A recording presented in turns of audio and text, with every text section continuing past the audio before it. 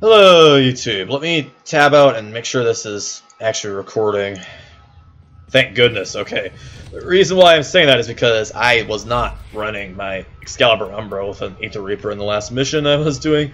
This is literally just a loadout that I randomized and spent 20 minutes talking about before I realized that my recording never began. So, anyways, I'm going to go ahead and use... Oops, I keep doing that. I'm going to go ahead and use the randomize function again, but I wanted to actually repeat something that I mentioned, which is about Excalibur Umbra, and obviously, spoilers, like, don't look at any of this stuff if you haven't played through the sacrifice. Oh god, spoilers, but by the same token, the number one thing I wanted to address was these umbral polarities here. How there's been essentially a leak that was either from within DE or was from somebody data mining that showed off an umbral forma that was going to add an umbral polarity to a frame. And a lot of people are saying that, oh, Digital Extremes claimed that they weren't going to add that. Oh, they're not going to, you know. It said on stream that there was never going to be an umbral polarity for Warframes. And, well, I'm willing to accept that, yeah, they said that sort of thing. My very first reaction upon seeing these mods, and I wish that I had recorded it at the time so I could have proof of this, but during the sacrifice, the instant I got Excalibur Umbra, I got control of him and brought him to the arsenal and opened him up to see what makes him tick, you know. I saw those mods. My very first reaction was, oh, Digital Extremes is going to add these format, and they're going to be hard to get, because they're going to be doing these special polarities for these super powerful mods. That was my very first reaction, is they're going to do that at some point. Maybe not now, maybe it's not part of the sacrifice, and it turned out to not be part of the sacrifice, because, as you can see, because of the meta it's kind of developed around building Warframes with huge amounts of capacities, just and tons of forma, just so you can get one or two or maybe all three of these mods into them, usually only two, if you're going to have an Excel slot. Anyways, but yeah, as you can see, they didn't add it in the second dream, but it doesn't surprise me at all that that sort of thing has been teased. I'm assuming that that Umbral Forma are going to be a thing that you get somehow via fighting sentience after the new war unlocks later this year, whatever that is. I know that they're going to do Railjack first. They're going to have to do the rail system that they showed off last TennoCon before they do the new war, just because that seemed to be a whole bunch of game systems that were actually put together, as opposed to the new war just being a giant teaser, and that was it. We'll see, though. But yeah, my very first assumption upon seeing this was that they were eventually going to... DE was going to eventually lose their restraint on that sort of thing to make a brute reference, and go ahead and add those into the game just as some super high tier thing you can get hold of. And I think it's effectively going to be pretty healthy for the game as a whole too, just because depending on how they balance it. Obviously, every time that something big and crazy gets added into the game, right now it's the Orb Mothers, you know, they're going to be eventually stacking all three Orb Mothers onto the Orvelis, but we'll see how that goes. But yeah, every time something new and crazy gets added to the game, there's always some group of min-maxers that find a way to grind out multiple of it in the space of 2 minutes or whatever I'll run and get hold of that sort of thing. My opinion is that if you really want to cut back on the economy for umbral polarities, there are a few things you can do that are better than just locking them behind a huge wall of content, right? And if you play Warframe, you might know where I'm going with this sort of thing. But you could either limit each individual Warframe to having one polarity of that type added to it before you, say, injure the Warframe in some way, maybe. I don't know. Or just make it say physically can't have more than one. Or the other thing you can almost do, because this is a thing that Warframe is very known for, is you can make it so that I don't have a form here to show it off. Form blueprint. You can make it so that it takes even longer than a regular form to craft. If it took 3 days to craft each individual umbral polarity, then getting 3 umbral polarities onto a Warframe would ultimately take over a week. That's the kind of thing where it doesn't matter how fast you're able to grind through the challenge to get hold of them, you're not going to be able to accomplish it in an efficient fashion, or rather, not in an efficient fashion, but in a broken efficient fashion. After all, if somebody's spending an entire 6 months putting all of the Umbral polarities onto all their Warframes. I think that seems like a pretty fair bit of effort that they're putting into that. Anyways, that's my 2 cents since I rolled Umbra. Now let's actually get into Randomizer Monday. Hey, I get to show off Ember. Oh, I wanted to talk about this. I've been wanting to talk about Ember for a long time. And the Tonkor. And, oh man, there's so many of these weapons I really want to talk about. I don't have a Kronen Prime here. Also, my new MOA's here. Named it Overwhelming Sadness, just for the sake of things. This MOA, it basically, if you want to understand how I've been building my MOAs, this one I stacked up as much shielding as I physically could, just because I figured if I want to keep Link armor, Link health on any given MOA. Link shields, not so much, so having more shields on base stats made a lot of sense. And I'm running with Whiplash Mine and Shockwave Actuators on basically all my MOAs. So the Tether Mine that pulls enemies in, and then the Shockwave that knocks them back and down, because that doesn't seem like a contradiction at all. But seriously though, double crowd control mods are fantastic on those things. The rest of this build's pretty generic. Guardian is a little bit questionable, but I definitely want Animal Instinct, Vacuum, Midi-Ray. Those are the big precepts I want on all of my Sentinel type companions. And then tank stats. That's fast. That's easy to talk about. I'm actually going to go over some of these other weapons that are more generic before because I really have a lot to say about Ember and the nerfs to Ember. And I've been wanting to talk about that sort of thing for a long time, so let's go ahead and just jaw about that for a while. But first things first, this is my Sonicor ribbon. Damage and status chance. Again, the Sonicor, the status chance here is 0 damage based on the 700 or whatever impact damage that it deals on a projectile contacting an enemy. The explosion at the end of its path of its lifetime has a 20% or 25%. I forget exactly how much status chance attached to it, and that's a hidden number that's not visible on the screen, although it should be visible. But DE has set up the Sonicor badly. Also, 1-star ribbon disposition, but like still 160% damage. Can someone tell me exactly how this works like that? Because this is a really good ribbon considering. Yeah, it's got plus recoil and only 2 positive stats, but still, it's a really good ribbon considering that it's only a 1-star disposition. I got kind of lucky on that one, but it's all. I mean, I've had like 3 or 4 Sonicor ribbons in my possession. I've sold most of them. Anyways, what else are we going here? Obviously, the crit chance on the Sonicor. It would be great if this weapon could crit effectively, but it really can't.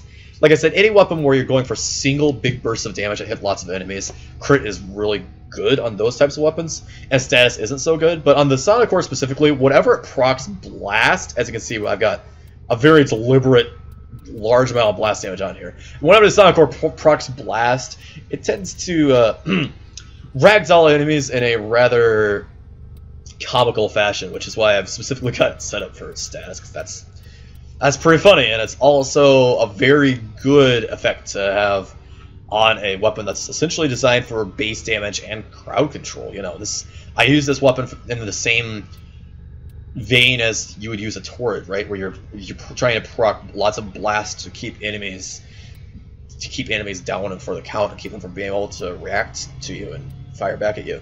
Anyways, the rest of this build, as you can see, I've been mousing over multi-shot and more base damage. And we've got corrosive there plus status, and we've got a ton of blast damage. What else we got here? We got the Kronen. I do not own a Kronen Prime yet, which is why I still have a Kronen. Also, what the heck is this build? This does not have mods on it. At least it has some mods, but not really logical ones. Okay, so here's what we're gonna do. Because I gotta rebuild this from scratch as fast as I can. We're gonna set Life Strike there.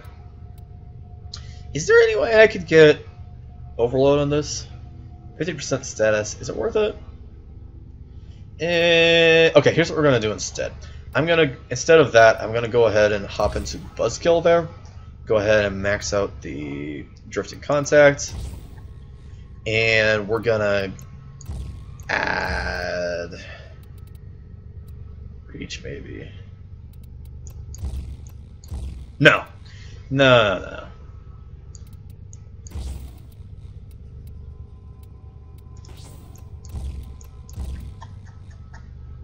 I like the idea of going for Condition Overload. I'm going to drop the Life Strike off of this and just have Condition Overload sitting there. That seems like it should be fine. Other things I want to quick change before I get into these last 2 little objects on my loadout that have had their heyday, and it was a long time ago. I want to make sure I have Xeneric there because of the, where is it? Energizing Dash. I've shown off Energizing Dash plenty of times. If you don't know that Xeneric gives you your Warframe energy, I don't know where you've been. You've been living under a rock or something. Okay, let's talk the Tonkor. Now, the Tonkor used to deal no self-damage, or rather, it dealt self-damage, but in irrelevant amounts. Something like it was capped to 50 self-damage per hit, and it would actually launch you a short distance into the air upon dealing self-damage, so you could essentially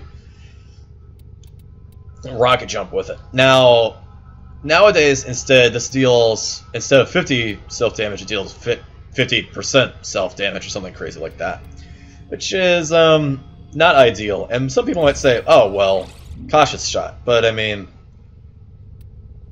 you look at the mod that I'm dropping to accomplish that, and you look at the fact that cautious shot also reduces the total damage. This weapon's damage just went down by a factor of 30–40% by equipping cautious shot.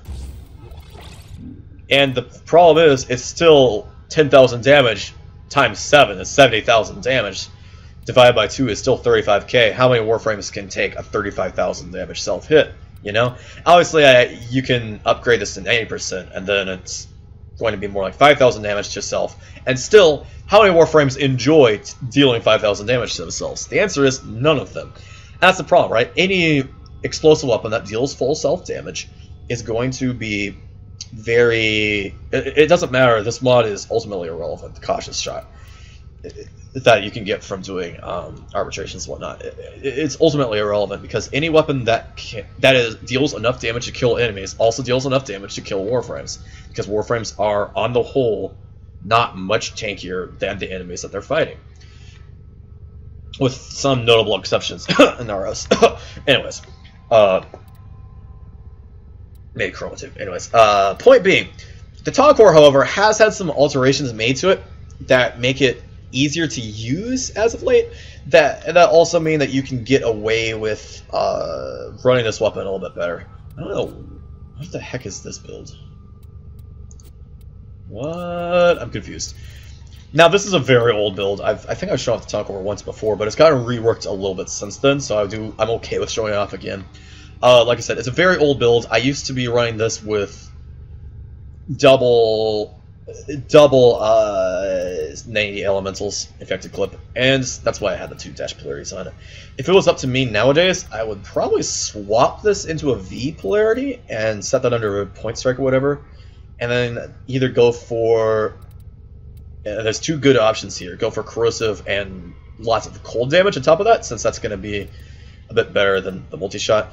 But that's not as good of an option, I think, as Firestorm is, because explosive weapons have damage fall off based on how far the enemy is from the center of the blast radius. And when you increase the radius of the blast, you're improving the damage the enemies take by a pretty significant margin because of them usually having less fall off to them. You know, the enemies that you're aiming at are going to actually be within the 50% and less fall off zone, as opposed to, you know, sometimes being on the outer edge and not dying to the weapon. So that's Firestorm actually is a very high priority weapon mod for weapons like this. And if I really enjoyed using the Tonkor anymore, I'd probably put it back on there.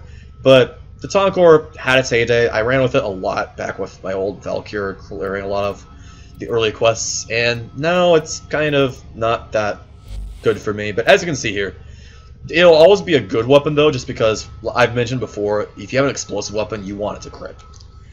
This thing fires extremely slowly. You have to reload over 1.7 seconds in between each shot, but so you're not able to really shred off armor or proc that many status effects. You can only proc one status on a lot of enemies in an AoE, and when you only get one good status, you want it to be something like radiation or viral usually. But I'm just going corrosive damage here because corrosive, good damage check versus most enemies. Yeah, high crit chance means this is going to be able to proc high damage single hits against lots of enemies. And now the elephant in the room, Ember. A Warframe that I have enjoyed for a long time, that I set up for fire quick builds and set in on top of defense objectives and literally ran around and did the mission in my operator form. And then that got what most people would refer to as nerfed into the ground. So don't see that build. Don't look at that build for a second. Here's the reason why people used to love Ember and why people currently are referring to Ember as one of the worst Warframes in the game, even though she's definitely not, and definitely is actually still one of the better Warframes in the game, depending on how well you know how to play her. So, what happened a while back, about 6 months ago, was that, I think, roughly, you can look up the exact patch in which this happened to Ember, but World on Fire had a change made to it, where it used to be that you could essentially just fire it and forget it. The energy per second cost on it goes down to 0.75, which is so incredibly minimal. Every time you pick up an energy orb, you get another 30 seconds of World on Fire, and over that 30 seconds, it can kill 30 trash mobs because of how many explosions you're getting. And if you don't get another energy orb within that time, I don't know what you're doing. So these are the old stats that you might have seen people running on World on Fire. This is obviously overextended. I used to run before the nerf World on Fire with just the raw base damage of 400 per hit and just a little bit less on the radius, because you can still get the same amount of range as an overextended build. With the 15 meters there, you can get it out towards 30 meters just using something like the stretch and the auger reach and, you know, all those non-strength reducing mods. And the thing was that you could sit in a mission and basically AFK and let World of Fire kill all the enemies for you without really having to do much more than walk around the map. And that made Ember really good for speed running low-level missions. It made her very good for crowd control on high-level missions. It made her an extremely good Warframe overall. And the thing was that you could actually stack tons of power range and have Ember be good in high-level missions with World on Fire, just because of Fire Quick being a relevant crowd control ability. Automatically knocking down enemies, even if they're level 90, even if they're not taking very much damage from World on Fire because they have 10 jillion armor or whatever, still being able to knock down enemies and keep them controlled in a constant area effect around her, that made Ember viable against in-game content. And what happened here with this change, that it's made most people extremely salty and upset with digital extremes and their opinion on Ember, is that this is essentially a straight nerf. The fact that the World on Fire energy cost goes up to double isn't a big deal. And in my opinion, if you really wanted to balance World on Fire, you would actually have it scale up exponentially over time, or just scale up over time without a cap. Just let the energy cost start boiling up to 20 a second, 30 a second, and higher, just to make sure that people don't get to fire and forget it and leave their Ember sitting on top of a defense objective while they run around and do the mission in their operator. You know, because the biggest change that digital extremists were trying to make was they were trying to make it so that you couldn't just turn on World of Fire and AFK. But the big thing that changed here, and it's not even written, is that as the damage goes up to double as the energy cost goes up, the radius goes to half. And when the radius goes to half, the radius here drops to 15 meters. And which, with, you know, the base radius being 7.5 before mods. And the big thing about that is that 15 meters is very close to enemies. Enemies will aggro you at a range of about 20 to 25 meters. So by the time you're within 15 meters to knock them down, they've already started shooting at you. And Ember, ultimately, is a rather squishy Warframe. The number one downside to playing Ember always was that you're playing a Warframe that is squishy. You're playing a Warframe that has no real strong crowd control abilities, albeit Firequake would let you crowd control enemies, but only ones that are near to you, and you don't have control over which enemies it's hitting. And she's squishy. She doesn't have huge stats, and ultimately you're building a glass cannon kit since all these abilities are about dealing damage. And against high level content, now that the radius on World on Fire is down to 15 meters and you get shot at before the enemies get crowd controlled, Firequake is essentially dead as an ability. It's not it used against high level enemies. It doesn't deal relevant damage. It doesn't have a relevant crowd control radius, and it doesn't really do anything else. And Ember just dies at that point. And that's why people say this is dead, because this is with a whole ton of power range mods. If you look at the build that I'm running here, this is similar to the way I used to play Ember. Like I said, I used to run her with Augur Reach and Stretch and things like that. But I mean, Firequake, you know, the knockdown on enemies. This is a ton of ability range that I'm running. It's 190, and I can make it even higher if I was to put in, you know, the power range, the cutting drift right there. That would break 200 range on it. And it also ties into something that I like to say about Warframe in general. And there's a truism that I mentioned in there, which is that enemies aggro you and Grenade will start shooting at you, and Festival will start running at you and throwing your Scorpions and your Ancients will start throwing out their hooks at a range of something like 20 meters or so. And to ensure that enemies don't have the ability to start throwing attacks at your Warframe, to make crowd control abilities relevant, and to make damage abilities relevant for similar reasons, although normally the goal is to kill the enemies so that they don't have a chance to injure you, right? The point being, the best crowd control effect is death, is why you want to also use this principle on damage abilities. You want the radius of the ability to be significantly larger than the radius at which enemies aggro you. And some enemies, like Corpus, will aggro you at 25 meters, out to maybe even 30. So you want the crowd control radius, or the damage radius, of any AoE effect to break 30 meters. And World on Fire now physically cannot maintain that radius. You'll have that much range when you first cast it, and then after leaving it on for 5 seconds, you just have to turn it off and turn it back on again to send it back out to 30 meters of being able to CC enemies. Other than that, once it's fully charged and it's down to 15, maybe 20 if you have every power range mod in the game, maybe 20 meters, you just can't maintain that. It's impossible. Essentially, enemies all have the ability to shoot you before you apply crowd control to them. And that's why World on Fire is dead. And with all that said, a lot of people are referring to Ember as the worst Warframe in the game now. And you may have noticed something very specific this whole time I've been talking about Ember, which is I've been talking about World on Fire, Firequake, World on Fire nerfs, World on Fire. Ember has 3 other abilities. And the instant that you remember that fact, all of a sudden, this is why most people, I have to laugh at them, because most people say that Ember is becoming the worst Warframe in the game.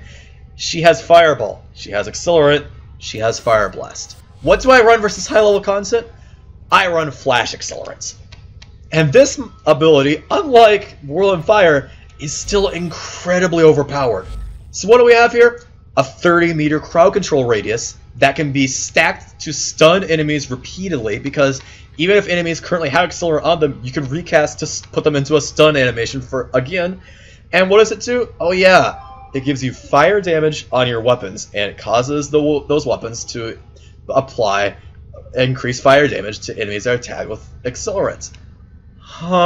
Also, Fireball can be charged up to something like 1,000 damage. That can be multiplied to 5,000 damage. How many abilities that don't scale with any mods, in terms of like melee mods and things, how many abilities do you know of that deal 5,000 damage as your Warframe's queued, you know? There aren't that many of them, if we're going to exclude things like Atlas Punch that scale with melee mods. And then Fire Blast is still Fire Blast. This thing, by the way, does not have any range scalings. I don't know if most people are aware of that, but Fire Blast, you can still have it deal tons of damage per second, have it deal 300 damage in a huge range around you, and knock enemies down. Fire Blast is still an extremely good crowd control skill that you can spam, but like I said, this build is based on Exort, based on getting a huge damage multiplier. So what are we doing here? We're doing Transient Fortitude for more damage. And if I could stack up even more power strength on this, I would. I'm going with pain threshold in the X list instead of what you might consider which would be power drift. The reason why I'm going pain threshold is that I'm going prime flow, quick thinking, redirection, because like I said, Ember is squishy, and if we are taking tons of damage, we're getting hit with quick thinking repeatedly. We're going to get stagger locked, and pain threshold gets us out of that stagger fast enough to use our extremely fast casting speed because of flash accelerant to spam an accelerant, stun the enemies that are hitting us, and reposition to where we're not taking damage. Now beyond that, I've got Constitution to negate the slight downside of transient fortitude being reduced duration here, just because we don't really want to reduce the time that the accelerant is on. 30 seconds is reasonable for being able to clear a room full of enemies. And finally, we've got Stretch, because Stretch by itself is enough to get accelerant out to 30 meters, like I said, to make sure that it's hitting all enemies that have a chance to shoot at you. And finally, because we're running out of mod capacity or mod slots here, Streamline is the only efficiency mod I'm running. It might be good to go with drop the Fortitude to drop the Constitution, and go with instead some more power efficiency off of something like Flagging Expertise as well, so that you can spam and not have to worry about running through your energy pool with Prime Flow. But I find that this build succeeds pretty well just because Accelerant's cheap. It's only 50 mana at base, and Streamline is enough to make sure you can spam it consistently. Also Corrosive Projection, because we want to make sure that our fire damage that we're dealing with our weapons is viable here. It's very lethal. So, this is Ember. This is a Warframe that I think is extremely scary. I find that this Flash Accelerant build is one of the strongest damage buffing builds in the game, because not only are you giving casting speed on top of a bonus damage, on top of a damage multiplier for the said bonus damage, but you're also giving it to all your allied Warframes, including the bonus weapon damage, including the bonus casting speed, and including the enemy damage vulnerability to their weapons. It's not... What would I say about this? It's not necessarily as much raw damage as a Banshee can provide in terms of the bonus damage output, but it's pretty close. And it's more raw damage than you can get with a Rhino. It's more raw damage than you can get with a Chroma, unless everybody's standing on top of you and gaining the Vex armor buffs. Which I mean you can do, but that's just asking for you all to get knocked down by the same crowd control ability and killed. You know. And it's more consistent than Warframes like Banshee too, because this isn't situational upon hitting weak points with sonar. And the only Warframes that I think are better at amplifying your squad's damage output are Warframes that are able to shred armor off of all enemies inhibition. Things like the reworked Nyx, or like your Frost, or there's a couple other Warframes that are really good at shredding armor off of all enemies in a game. And we're not going to really talk about that. The Augmented Ash, you know, stuff like that. And that's only really necessary against Grenier. And here, we're not fighting Grenier, we're fighting Corpus. Bonus radiation damage and elemental damage resistance is going to be a bit annoying, but horribly, not completely, because the radiation damage isn't going to cause him to have full resistance against fire damage. And we can still go into massive damage vulnerability to fire damage, and it'll be fine. Now the big thing is going to be more the damage that's coming in, which is why the fact that this is a new, viable way to... Not new, it's an old build, but it's an old build that people thought was irrelevant because of Ember being essentially a cheese frame. And now I don't think it is. Wait, is that a Grenier? No. That's a Corpus. One of the biggest issues with this loadout in this mission too is the fact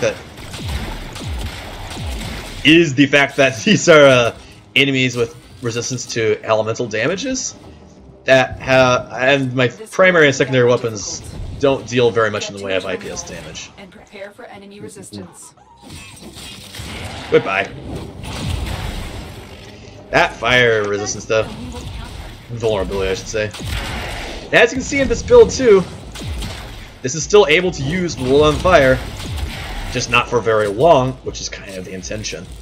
The way that the Digital Extremes want you to use Will on Fire nowadays is you can use it, just not for very long, because it'll ultimately stack up a ton of energy costs over time, and since we don't have that much power efficiency, especially for channeling, you really don't want to use that forever. But it's okay. Now let's talk about the Tonkor having some new mechanics, and the biggest one is that it now explodes on impact, regardless of what it's hitting. And that was the biggest issue with the old Tonkor, was that it would bounce. And then because it would bounce, it could hit you by bouncing to somewhere that you didn't have control over. Also, as you can see, tons of crowd control potential here with Accelerant. Like, the stun on that is almost as good as the base stun on Chaos. I'm having to spam it a bit more than I like.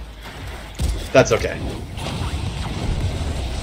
I may have to pop an energy restore here just because I'm having to spam Accelerant so incredibly often that it's a bit of a struggle here. I'm gonna fire one of those off instead. Ow. Is that Purple's Tech dealing a ton of damage there? Oh, he is taking sticks of 0 from that. You gotta go in, make sure that that doesn't keep happening. Still working on it. Continue to defend. Ow. Slash.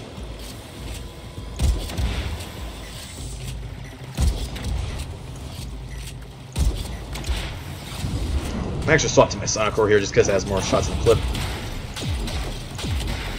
Just because I need to keep these enemies from being able to get to the systems. How long? 38 seconds on that bleed out? Okay. Goodbye. And it's more than I'm just struggling to stop them from getting to the objective here. Ah!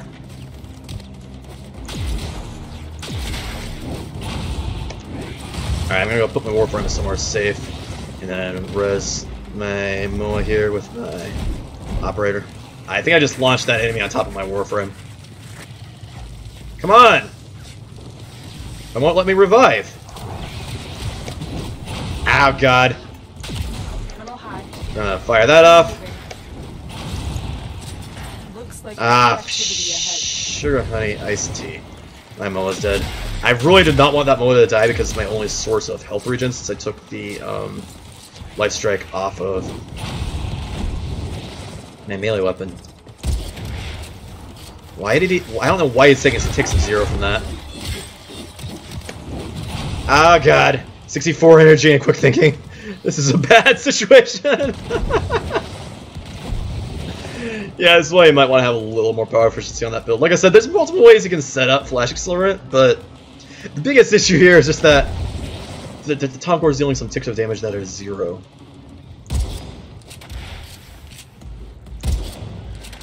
You see that? All those zeros. It's more that the weapons I've got for this mission are very unsuitable. Zeros. Why zeros? Is it because of specifically the shield osprey? What? Whatever it is, I'm gonna kill him with my operator real quick. Because that ignores all damage resistances. Bonus fire damage on that.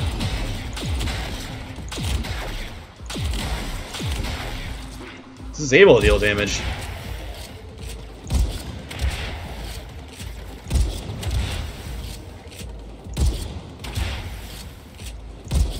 Oh, it's the Xmas enemy!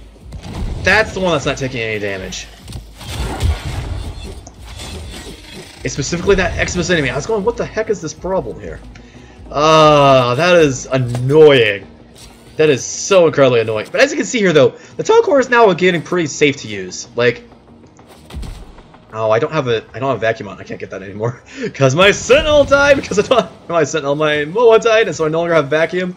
So I can't pull that out of the out of bounds zone where it is, even though it's out of bounds. Get rid of that sucker. Xmas.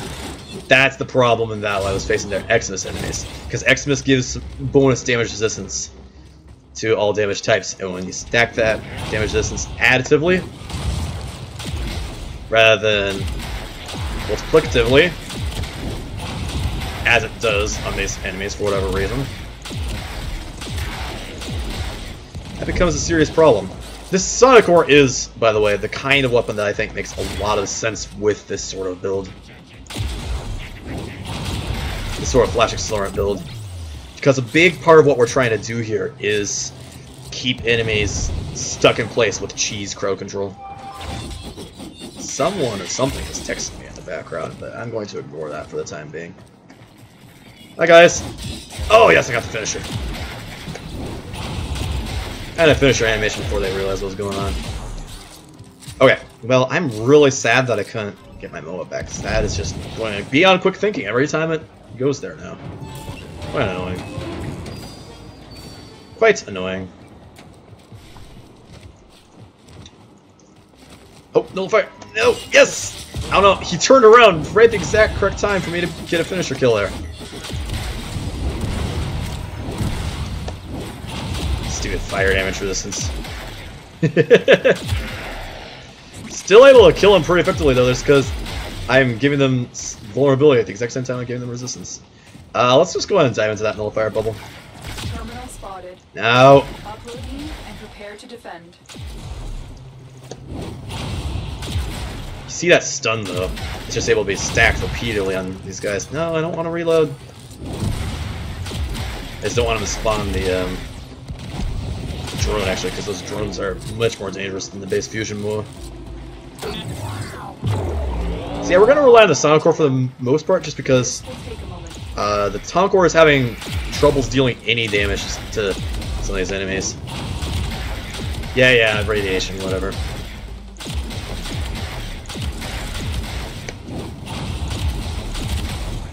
Actually, fire that off too. I should have let him hit me, just because that would have got him off the battlefield.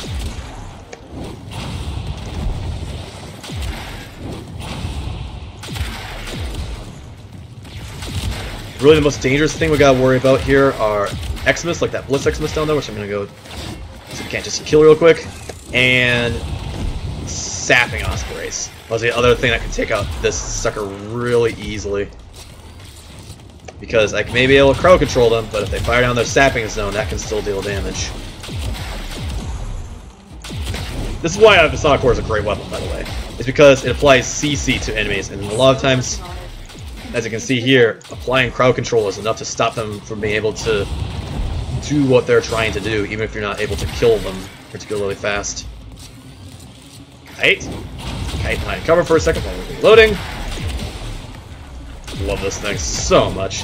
And still, oh god, and even without a rivet, it still deals a lot of damage. Oh god, that's a Bursa. That one's gonna resist some crowd control effects. Now, if he knocks me down, I would probably just be dead instantly. So let's avoid taking knockdowns there as best we can. Oh, I thought that was actually nullifier. It's actually just one of those things the isolator's firing off. Oh no! What did I say? If he knocks me down, I'm going to be dead. Mostly because of losing that big energy pool that I was just dipping into to finish this off. It's okay though, because I can kind of just run now. Oh, that's Arctic Xmas. And MOA just got one shot. And like I said, Ember's not very tanky. Because the MOA isn't inheriting very many tank stats. Still better than the base stat monsters sometimes though. Hey, we're out. Woo! And that's Ember for you. Like I said, she's able to fight high-level content. Right there, that mission was just difficult because these were terribly selective weapons, considering that they're almost all elemental damage, and those enemies had elemental resistance. And you know, Ember also gives elemental damage to weapons, which it was partially resisted by elemental resistance. But like, the crowd control you can put up with Ember... Oh, hi, Darvo. Yeah, it happens to be about that time of day. The crowd control that you can put out with Ember and with Accelerant is really good. And I kind of wanted to spend some time talking about it because it's just a really powerful setup that people are ignoring, even though Ember is able to easily function in a mission like that. And those enemies could have been higher level, and with a squad to back me up, it would have been very easy to still clear through them. I don't know. I don't know why people think that Ember is one of the worst Warframes in the game anymore, because she's not. She genuinely is not. Anyways, that's going to be the weekly randomizer. I think I'm going to be calling that... You know what? I'm going to do it. I've been having a plan in the back of my head to start a Derp Week where I'm going to be releasing videos for a ton of different games I play, as opposed to just Warframe, and we're going to call this the start of Derp Week. Why not? I've got some of those videos stacked up. I'll release some more content. It's going to be 5 videos, 1 week, and I'm going to actually spend time editing all of them. So, hope y'all enjoy that. This is a challenge I've been putting in front of myself, and I'm going to accomplish it this week rather than what I was planning to do, which was going to be next week. But I wanted to actually specifically talk about Ember Prime, and she just happened to be what I rolled for my randomizer. So, there we go. Derp Week begun. Hope y'all enjoy it. More content coming up the next few days. We'll see where this goes. Anyways, talk to you later. Herp De Derp out.